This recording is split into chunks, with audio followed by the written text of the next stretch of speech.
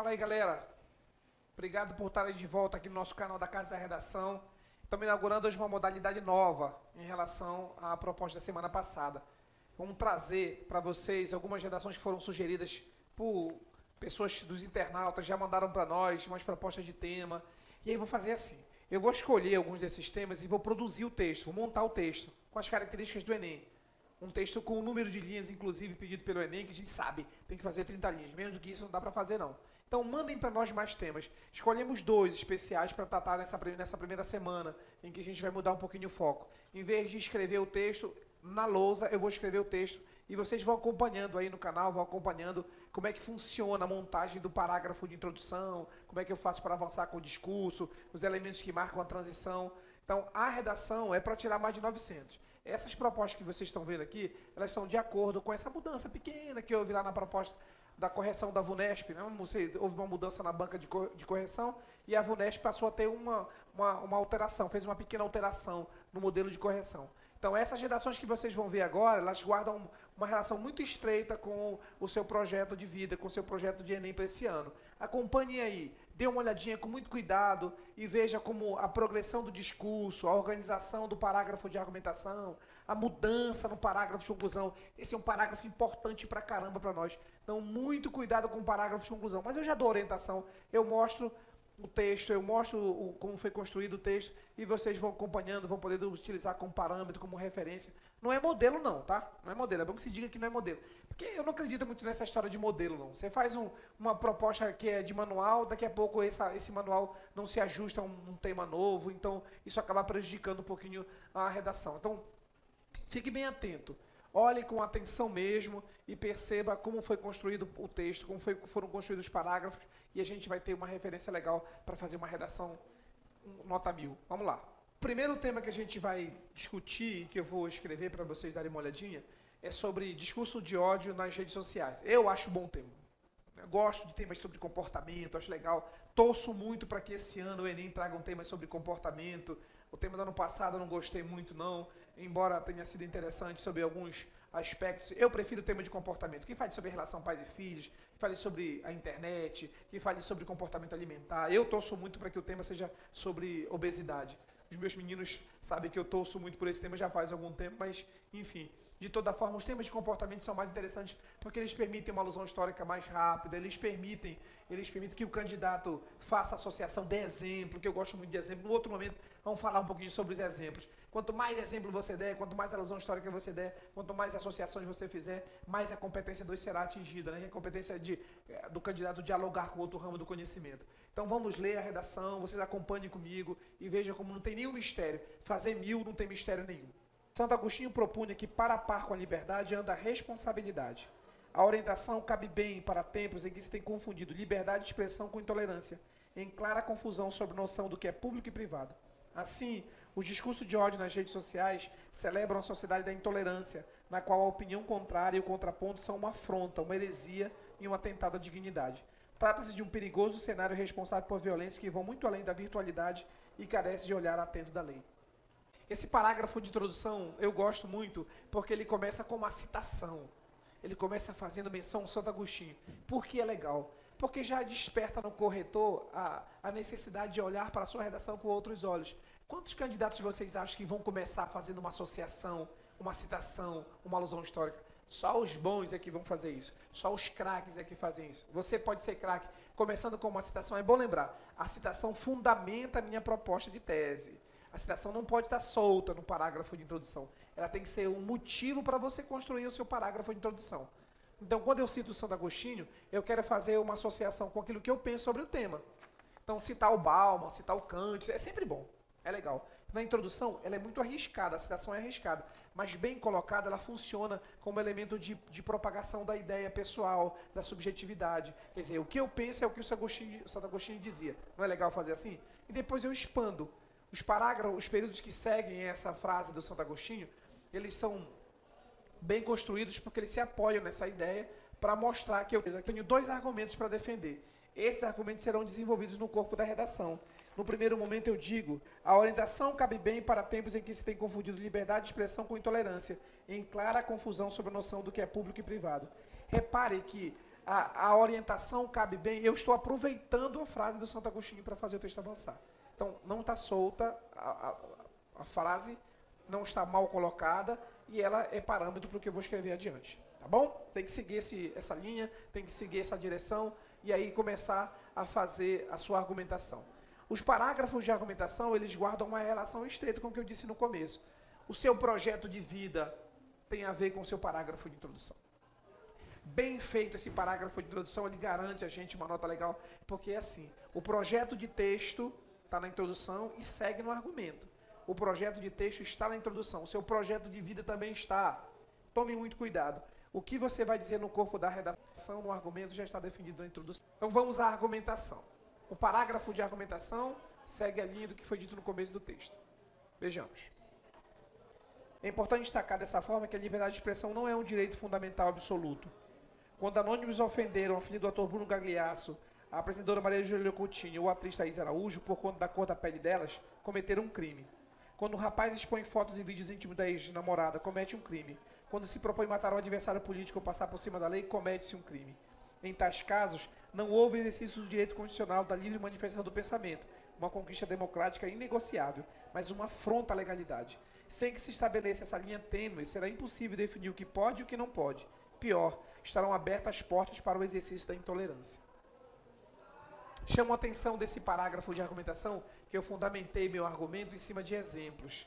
Eu falei da filha do Bruno Gagliasso, eu falei da Maria Júlia Coutinho, eu falei da Thaís Araújo. Por que é legal isso? Porque você dá contornos argumentativos para a sua dissertação.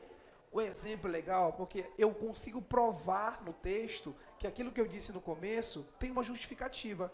É a prova, é a argumentação, é a profundidade, ou como os muitos corretores preferem, a verticalização. O que significa verticalizar? Aprofundar. Então eu tenho várias alternativas para isso. Eu posso fazer citação, alusão histórica, eu posso fazer comparação com outros países, eu posso dar exemplos, dados, números. Isso é importante porque diz para o corretor que o seu texto foge da simples dissertação. Não é só a opinião, é o argumento. Não é só a exposição de ideias, é defesa dessa exposição de ideias. E isso faz muita diferença. Preste atenção. Quando você usa exemplo, você dá contornos argumentativos para o seu parágrafo de argumentação. Essa é uma necessidade e você vai seguir. Ora com alusão histórica, ora com exemplo, ora com dados, ora com números, ora com comparação para dizer para o seu corretor que você é capaz de estabelecer relação com outros ramos do conhecimento, que você é capaz de criar link no seu texto. O que é o link? É aquele item que fica sublinhado lá no texto da internet, que você clica em cima e abre outra página. Essa é a ideia da argumentação. Você clica em cima e abre outros textos. Chama intertexto. E é fundamental para a nota que você quer. Vamos para o segundo argumento. Para o escritor italiano Umberto Eco, o problema reside no fato de que a internet deu voz aos imbecis. De fato, a rede virou caixa de ressonância sem filtros.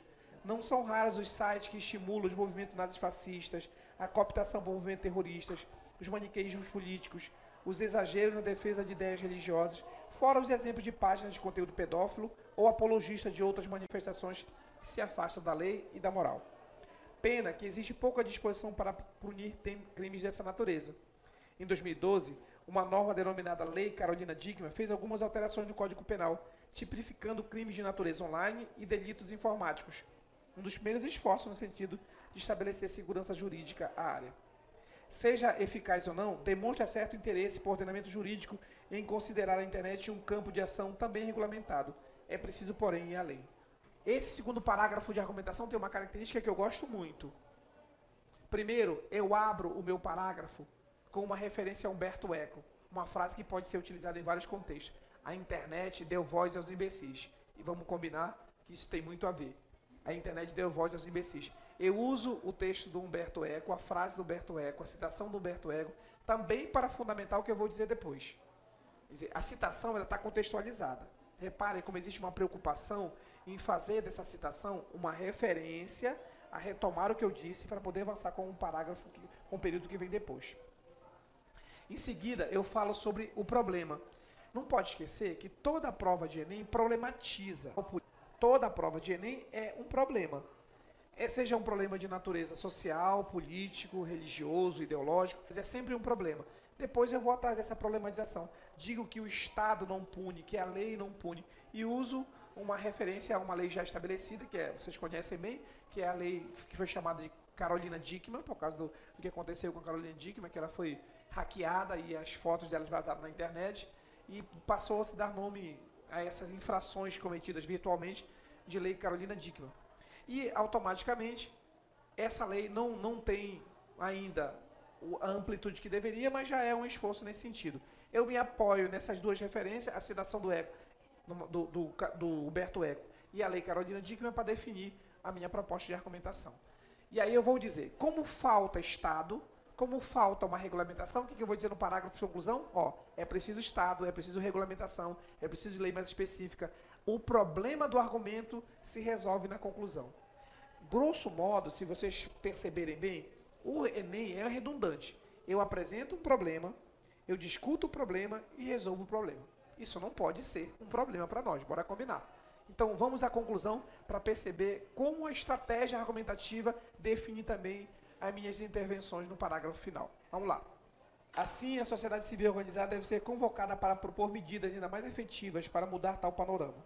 Provedores de internet, Ministério Público, Ordem dos Advogados, entre outros entes, devem propor, com a orientação dos Ministérios da Educação e da Ciência e Cultura, discussões em todo o país com audiências públicas, chats, palestras em escolas e universidades, a fim de propor ao Legislativo mudanças na lei que regulamentam o setor, exigindo mais rigor na aplicação das penas e esclarecimento sobre os limites da liberdade de expressão, também com o apoio da grande mídia.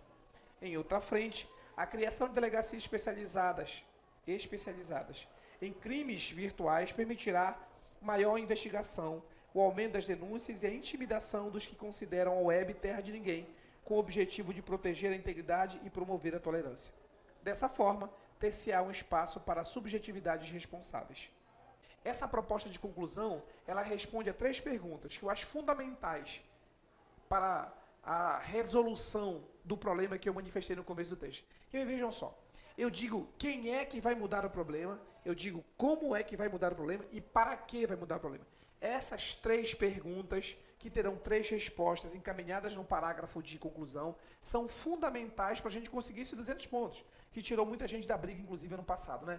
Teve muita gente, inclusive meus alunos, que não conseguiram esse detalhamento na conclusão e perderam pontos preciosos. Esse ano não vai acontecer mais, esse ano eu não vou deixar. Vamos lá. Quem é que resolve o problema? Ministério Público, mídia, OAB, entidades ligadas ao setor, provedores de internet.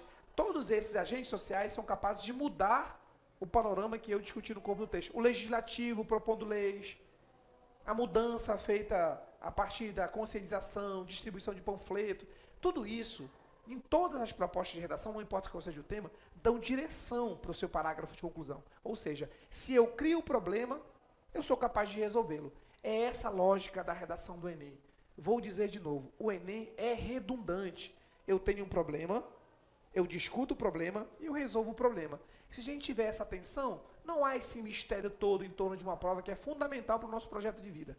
Esse tema que vocês acabaram de ver relatado aqui, o que eu escrevi, que eu quero que vocês sigam como parâmetro, esse tema foi trabalhado a partir dessa lógica. Qual é o problema? Como é que eu abordo o problema e como é que eu resolvo esse problema? Feito isso, a sua redação será com certeza uma redação para tirar mais de 900 e a gente ainda vai comemorar. Você vai voltar aqui no nosso canal para dizer como foi o seu desempenho e certamente você vai me convidar para a gente fazer muita festa. Um forte abraço, até a próxima com a outra redação, com uma outra proposta em que vocês vão identificar as mesmas relações construídas, as mesmas relações semânticas, os mesmos conectores, uma proposta de redação com um tema diferente. Um abraço, até a próxima, dê uma consultadinha aqui no nosso canal, dê uma olhadinha, verifique os outros vídeos, postem as suas opiniões, mandem para nós o seu recado, visite o nosso Instagram e assim a gente vai conseguir estabelecer um canal de interação que vai nos permitir aprender muito. Um abraço, até a próxima.